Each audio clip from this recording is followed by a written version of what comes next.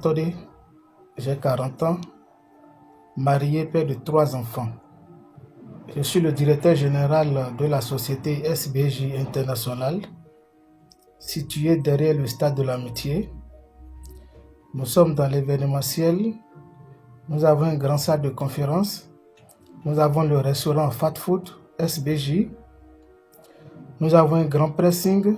J'ai été arrêté le 18 janvier 2022 à 15 h à mon bureau.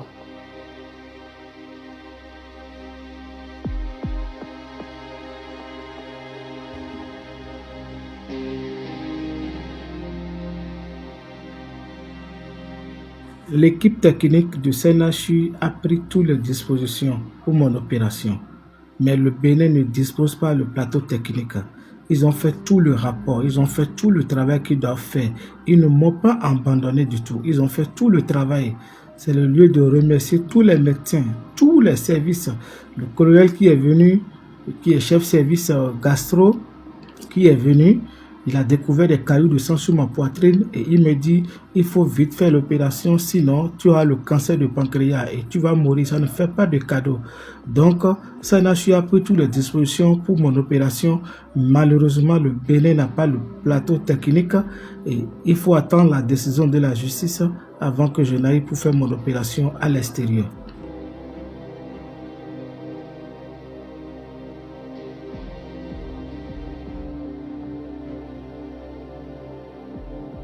J'ai quitté le CNHU le 12 janvier parce qu'il fallait le faire pour sauver ma vie. Il fallait le faire pour sauver ma vie. Je me suis retrouvé au CNHU le 11 février après avoir passé 2 semaines à l'urgence à Porto-Novo, qui m'a référé au CNHU parce que je souffre de pancréatite aiguë. Je suis arrivé au CNHU le 11 février. On m'a commencé les soins. Ils ont repris tous les radios, tout ce que j'ai fait. Ils ont fait un rapport médical pour dire qu'ils ne peuvent pas m'opérer. Il me faut une évacuation sanitaire. Nous avons écrit, nous avons tout fait. On n'a pas eu de suite. Je suis parti de là. Parce qu'il faut le faire pour sauver ma vie. Je souffre de pancréatite aiguë. J'ai des cailloux de sang sur ma poitrine. Et c'est les médecins même qui l'ont révélé, ce n'est pas moi. Là où je vous parle, mes os deviennent faibles parce que j'ai passé pratiquement 10 mois dans une salle où je ne voyais pas le soleil. On m'a mis dans une salle au CNHU qui me coûtait 30 000 par jour. Depuis le 11 février, à la date de mon départ, je payais 30 000 par jour pour la salle, sans compter les médicaments. Donc si je suis parti, c'est pour sauver ma vie.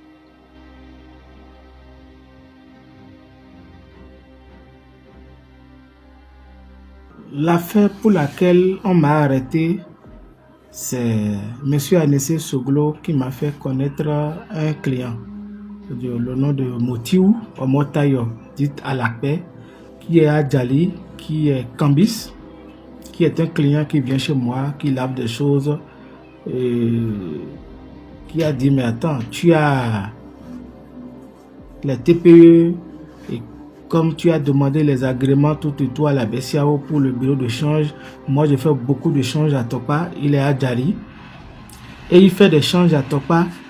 C'est comme ça que nous sommes rentrés en affaires, et on a commencé par faire des affaires. J'ai mes TPE chez lui, et on prenait 5%, 10%, tout le monde connaît ça. Je faisais ça avec beaucoup d'autorités, beaucoup de personnes qui ont des gens qui veulent faire venir de l'argent au Bénin. Alors, on le fait. Et puis, un jour, il me dit, mais comme tu as le site et ça ne fonctionne pas, il faut demander une fonctionnalité sur le TPE parce que c'est fin d'année et mes frères, ils ont travaillé durant l'année, ils veulent faire venir leurs sous dans le pays. Et il faut demander manuel de paiement. le manuel de paiement, c'est paiement à distance. J'ai dit à monsieur David Fano, directeur monétique, il m'a dit, bon, on va voir comment on va faire, vu que le site e-commerce que vous avez ne fonctionne pas pour le paiement à distance. Maintenant, je vais te mettre ça là-dessus. Et il a essayé, ça ne fonctionne, ne marchait pas. Il a dit, bon, qu'il a son collaborateur à Lomé, monsieur Mohamed, et qui va faire le travail pour qu'on puisse avoir ça. J'en ai parlé à monsieur Moutiou qui m'a dit, prends 5 millions, donne-lui, tu vas voir d'ici une semaine ou 3 jours, tu auras cette fonctionnalité. J'ai pris l'argent, je lui ai donné dans mon bureau, il est venu au bureau, tous mes collaborateurs le connaissent. Il a pris les sous, et devant moi, il a appelé Mohamed, ils ont échangé sur des choses, tout et tout. Et après, il m'a remis le TPE que j'ai remis à monsieur Moutiou qui a travaillé avec ça. Et tout l'argent qui venait, je lui retournais les sous au fur et à mesure. Et lorsqu'on m'a arrêté, on m'a dit, bon, tu as fait un chiffre d'affaires de 628 millions et tu dois à la banque. Je dis, non, je ne dois pas à la banque. Il faut auditer mes comptes. Il faut qu'on puisse voir. La banque m'a enlevé beaucoup d'argent, près de 280 millions. Et la banque vient au tribunal pour dire, tu nous dois 528 millions. Je dis, mais je vous dois 628 millions. Comment? Quel est le travail qui a été fait pour qu'on puisse dire que je vous dois 628 millions? Il faut auditer mes comptes pour qu'on voit. Il faut un expert. C'est tout ce que j'ai demandé.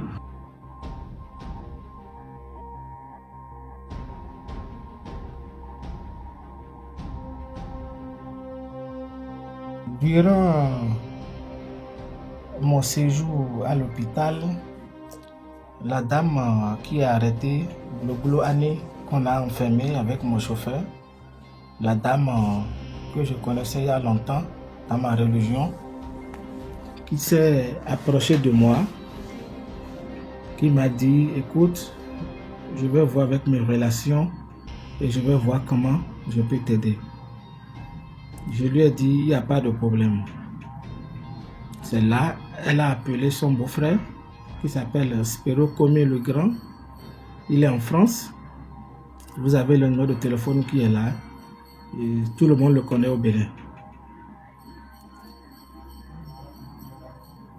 Spero Comé m'a appelé, on a échangé. Il m'a dit, écoute, le procureur spécial, son papa est malade et c'est moi qui m'occupe de lui ici à l'hôpital américain. Et je fais tous les courses pour lui lorsqu'il arrive. Je vais parler avec lui et je vais te dire ce qu'il faut faire. En même temps, j'avais le rapport médical qui était là. C'est comme ça, on a essayé de parler. On a parlé pendant longtemps.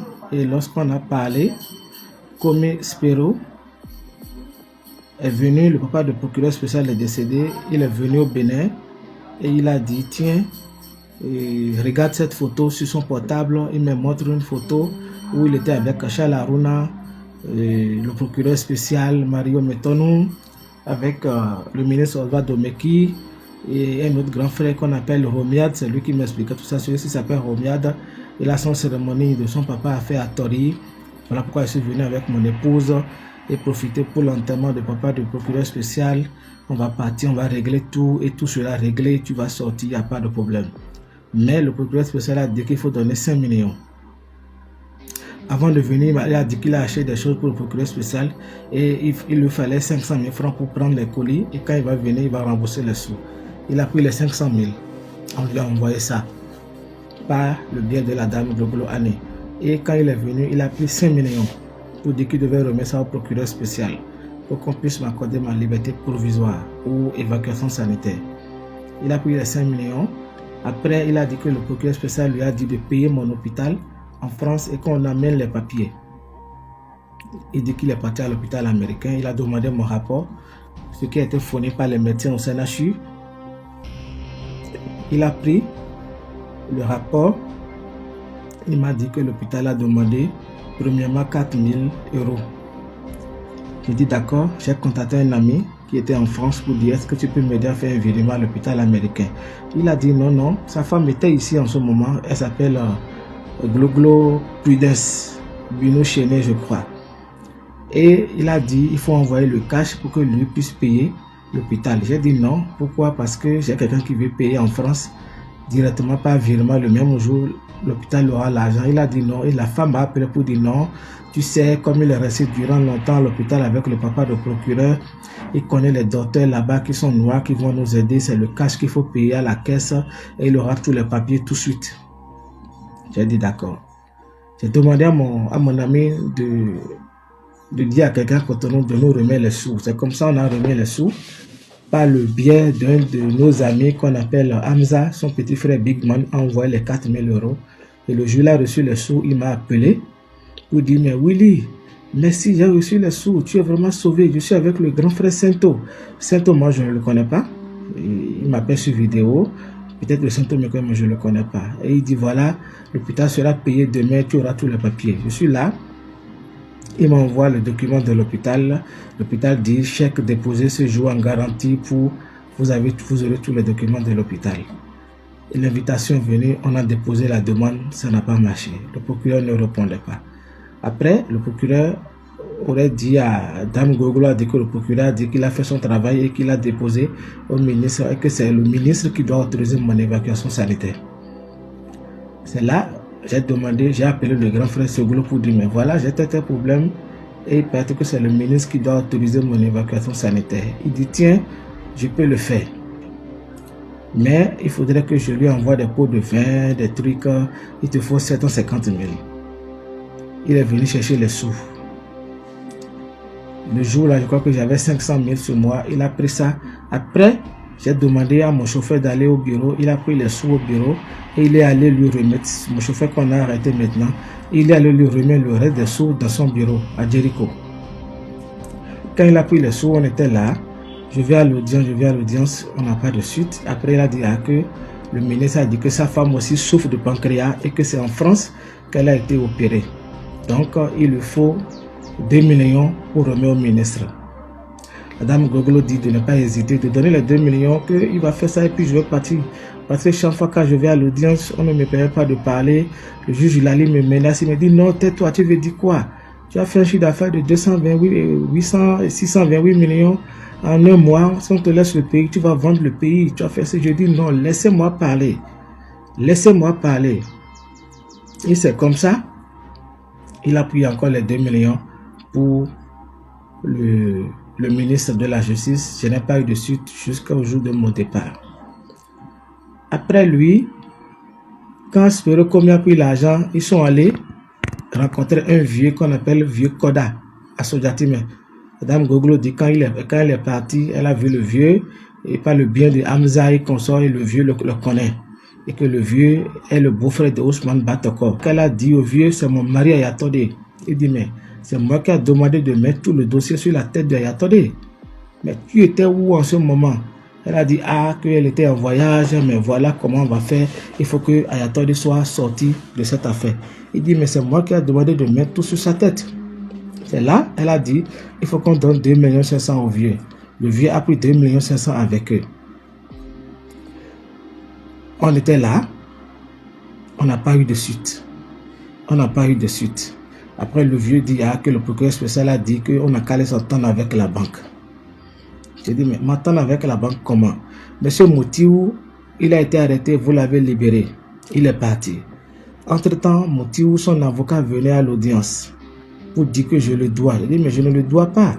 Parce que quand j'étais au CNHU, il y a une dame qui est venue me voir avec un huissier, le nom de Maître Dameda, pour dire qu'ils sont venus de la part de Moutiou, qui a été arrêté, qui est à la BEF, et qui est mon client, et que le procureur spécial a dit de signer ce papier, et quand je vais signer le papier, on pourra m'accorder ma liberté pour que j'aille me soigner, vu que je suis malade couché au CNHU.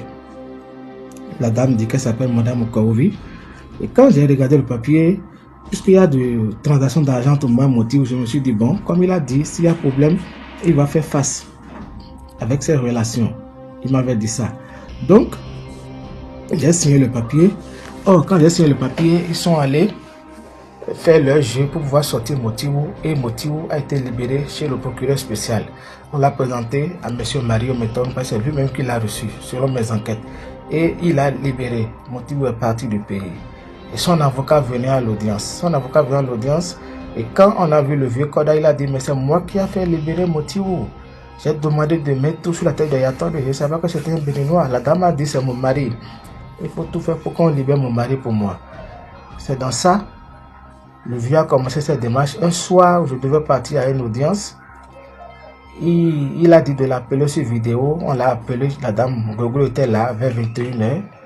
Il a donné un numéro WhatsApp de son fils. Il a dit, on a appelé. Et il dit, j'ai vu tous les démarches que vous avez fait. Vous avez déposé une caution de 124 millions à la banque. Oui, c'est bien, cette caution est déposée. Mais il faut que la banque envoie un courrier au procureur spécial pour dire je suis d'accord pour ce que vous avez déposé. Et je lui disais, papa, j'ai toujours dit au paquet que il faudrait que l'État prenne comme un expert pour auditer mes comptes. La banque ment. La banque n'a pas positionné tout l'argent. La banque n'a jamais payé 524 millions. Je veux des preuves entre moi et la banque. Je veux qu'on ait audité mes comptes. Combien j'ai pris? Combien la banque a payé? Où ce sont qui ont porté plainte? Combien la banque a remboursé vraiment? Pour que je sache si c'est moi qui dois, si c'est la banque qui me doit, on va voir. Les reçus des TPE, la banque n'a pas positionné tous les cartes de Mastercard. Mais elle m'a défraqué beaucoup d'argent, près de 280 millions. Il dit ce n'est pas là le problème. C'est qu'on t'accorde ta liberté qui est important d'abord. Je dis d'accord, on a fait la caution de 124 millions. Les cautions sont composées comme suit. J'ai mis 2 maisons qu'on a pris un expert immobilier agréé par la banque qui a évalué les 2 maisons à 40 millions. On a pris 43 millions que la mairie me doit. On a fait domiciliation de paiement. J'ai 41 millions sur mes comptes. J'ai fait des chèques. J'ai mis les 124 millions au lieu de 108 millions à la disposition de la banque pour qu'on puisse me permettre d'aller me soigner et de revenir. Mais chaque fois que je viens à l'audience, j'exige que M. Motiou vienne pour qu'on fasse une confrontation entre lui et moi. Depuis que j'ai dénoncé le nom de M. Motiou, parce qu'à la date d'aujourd'hui, il y a 2 TP avec M. Motiou. Il y a un de Aura Bank, il y a un de UBA Bank avec M. Motiou à la date d'aujourd'hui. Quand j'ai dénoncé M. Motiou, son avocat fuit, ne vient plus à l'audience. Maître Didet, Elvis, il ne vient plus à l'audience. Dernière fois quand j'ai vu M. Didet, c'est quand on a comparé M. Désiré Vaudonon pour dire qu'il est dans mon dossier. Et voilà, Maître Didet est venu. Voilà comment les gens m'ont pris beaucoup d'argent. J'ai un de mes collaborateurs qui s'appelle Yanvi Adrien, son fils s'appelle Sissi. Il m'a amené une dame qui dit qu'elle est la femme de juge d'instruction du premier cabinet de Porto Novo, M. Lessos Niquez, que je n'ai jamais vu. Mais la dame dit qu'elle était à Porto Novo, ils étaient en session criminelle à Koubé et qu'elle va venir, il faudrait qu'on lui envoie 100 000 pour son transport. J'ai demandé à ma femme d'envoyer les 100 000. Elle n'a pas hésité. Tout ça là se passe, ma femme n'est au courant de rien. Elle a envoyé les 100 000 à la personne. Quand les 100 000 sont partis, la dame est venue, elle est géante Claire, qu'elle habite à Tampé. Elle est venue, elle a dit bon qu'elle va partir à la présidence pour voir quelqu'un qui va l'envoyer vers le président du tribunal de la Criette, M. Dossa. Elle est venue, elle est partie, après elle me dit bon il faut 1 500 000. J'ai dit à ma femme, trouve-moi 1 500 000. Elle allait prêter 1 500 000, elle a amené. La dame a pris ça, une semaine après, elle ne venait pas. Je l'ai appelée, elle me dit qu'elle va venir, hein. Je n'étais pas oublié. Elle est venue, elle me dit, bon, le dossier maintenant, le dossier est politisé pour régler ça parce qu'on a dit que tu es très proche de l'opposition. Pour régler ça, il te faut 20 millions pour régler ça. J'ai dit, maman, moi je vais trouver ça où? Je n'ai pas d'argent. Tu vois, je suis dans médicaments tous les jours ici. Regarde, j'ai un problème de pancréas, je souffre. Et j'ai des cailloux de sang qu'on a découvert sur ma poitrine. Elle dit en tout cas qu'elle va réfléchir, voir comment elle va demander pardon aux autorités. Et jusqu'à la date de mon départ, la dame s'est restée comme ça, elle n'est plus jamais venue. Voilà comment tous mes sous sont partis à l'eau. En ce qui concerne le Spiro en question, il m'a dit qu'il a payé, il a déposé un chèque de 16 150 €, mais ce qu'il a pris chez moi, c'est 6 150 € qu'il a pris chez moi. Et lorsque ça a commencé comme ça, sa belle-sœur, qui est mon ami Annie Glogolo est fâché. Il lui avait laissé sa voiture ici. La dame a saisi la voiture pour dire il faut que tu payes tout l'argent de attendez, comme ça tu vas prendre ta voiture. Elle m'a remis la voiture. J'ai garé la voiture quelque part. La voiture est en sécurité. Ce n'est pas cette voiture qui m'a fait sortir du Cotonou. Je sais comment je suis parti de Cotonou pour sauver ma vie. La voiture est là. La dame n'a pas sa place en prison parce qu'elle ne sait pas comment je suis parti. Ni mon chauffeur ne sait pas comment je suis parti de Cotonou pour me retrouver là où je suis.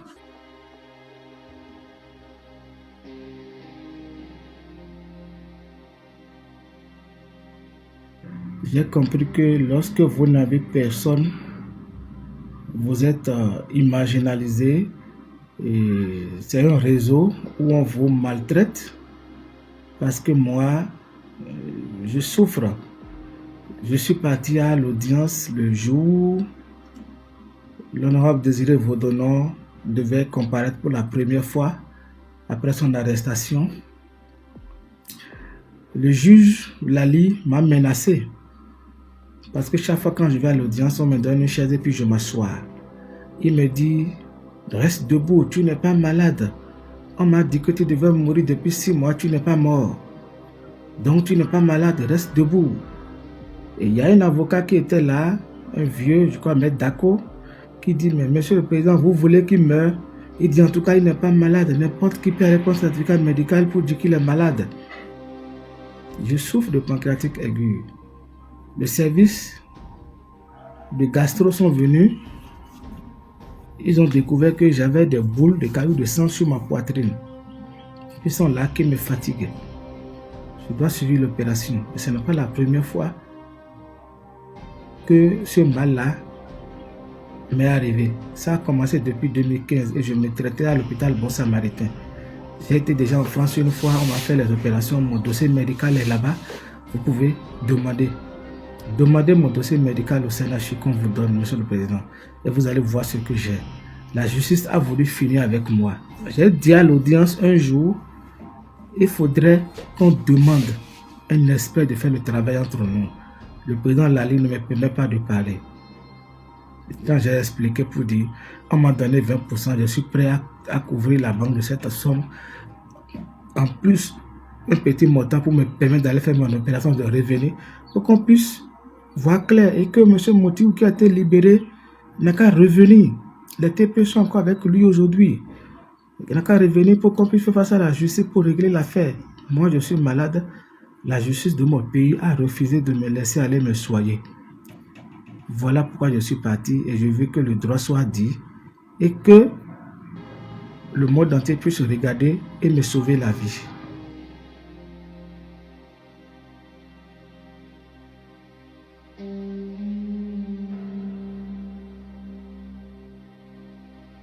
En ce qui concerne Honorable Désiré Vaudonnon, oui, lui et moi, on a signé des contrats. J'ai demandé à prendre ces immeubles pour mettre sur mon site pour la location. Et on a signé des contrats, le même type de contrat que j'ai signé avec lui. J'ai signé avec beaucoup d'autorités à qui je prends de l'argent à travers mes comptes. J'ai signé ce même type de contrat avec Anessé Soglo. On peut voir dans mon portable. J'ai signé ce même type de contrat avec Sertine Tossou, dite Serti, qui a papa qui m'a amené chez ses amis à Lomé. Je suis parti avec mes TPE. Prenez mon téléphone, envoyez ça au laboratoire. Prenez toutes mes vidéos. Vous allez voir tout ce monde-là, leur bureau, leur maison, tout ça là. Partout on est passé avec mes TPE pour qu'ils puissent voir et demander à leurs partenaires. L'honorable Désiré Vaudonnon m'a envoyé un audio. Oui, il m'a envoyé un audio pour dire, vraiment jeune frère, j'ai des partenaires qui doivent venir. Et ces partenaires-là, c'est des Brésiliens. Tu vas faire l'aide d'invitation, tu vas les inviter. Ils vont venir voir un petit projet et ils vont t'aider. Ils ont leur propre carte, ils ont l'argent, ils vont t'aider pour financer tes projets et aménager les immeubles que tu es en train de prendre. Et j'ai souri dans l'audio pour dire merci beaucoup grand frère. C'est gentil de ta part. Et quand j'ai eu des problèmes, je lui ai demandé conseil. Et il m'a donné beaucoup de conseils. Donc, qu'on vienne me dire à l'hôpital, Le sieur Hamza me dit, comme votre désiré dans le dossier, il faudrait que tu dis que c'est avec lui que tu as fait tout et comme ça, on va te libérer, tu vas partir pour aller faire tes soins. Mais si jamais tu appelles le nom de vieux, tu vas mourir, il va te tuer. Mais je sais que le vieux a des parents au CNHU. Il a un docteur qui est au CNHU, qui a l'urgence là. Et lorsque mon rapport médical est sorti, il a demandé à la dame Glogolo de contacter le docteur, je crois que c'est le docteur Yemoru, pour savoir si c'est un vrai document ou on n'a pas fait de faux. Je ne peux pas faire de faux pour ma santé, monsieur le président. Je connais Désiré Vodono. Je connais tous les politiciens du Bénin. Je suis un petit très dense, monsieur le président. Monsieur le président, sauvez-moi ma vie. Si je dois vous citer le nom de tout ce monde autour de vous ou dans le Bénin avec qui je fais des affaires, le pays va dire autre chose. Mais je tais les noms pour l'instant. Pour moi, c'est que vous me sauvez ma vie, monsieur le président. Et que le droit soit dit dans ce dossier. Et qu'on prenne un expert neutre pour auditer les trucs.